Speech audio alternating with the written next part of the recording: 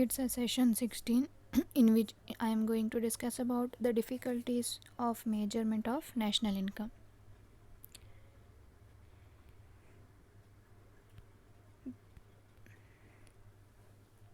There are so many difficulties in the measurement of the national income which can be faced by the economist. Some of the important difficulties have been discussed here. The first one is non-availability of statistical material.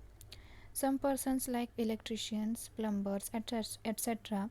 do some job in their spare time and receive income. The state find it's very difficult to know the exact amount received from such services.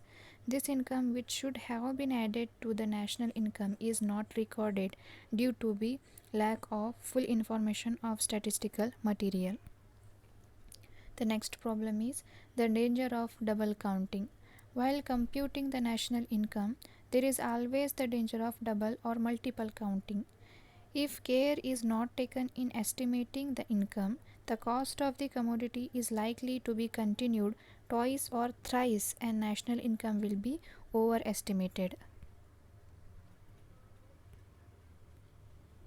Third problem is non-marketed services.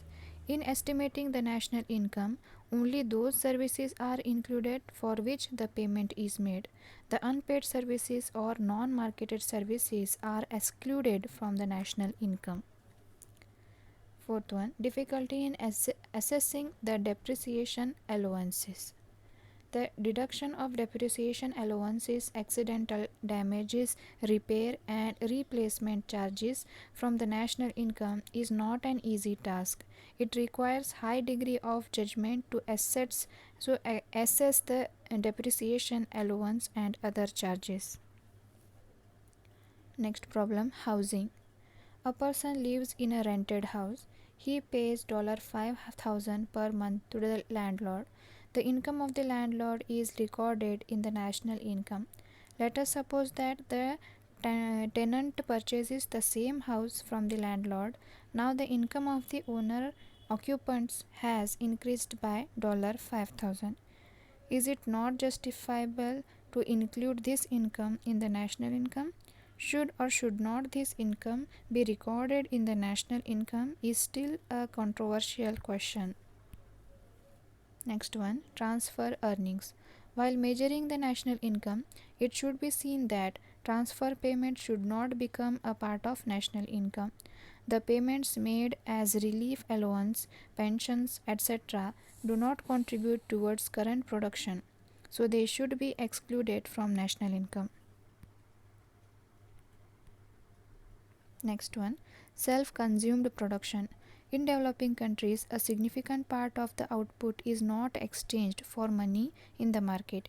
It is either consumed directly by producers or bartered for other goods. This unorganized and non-monetized sector makes calculation of national income so difficult. Next one, price level changes. National income is measured in money terms. The measuring rod of money itself does not remain stable. This means that national income can change without any change in output. So this session has been referred from a book called Indian Economy written by Mishra and Puri, and some internet sources have also been used for the reference. Thank you.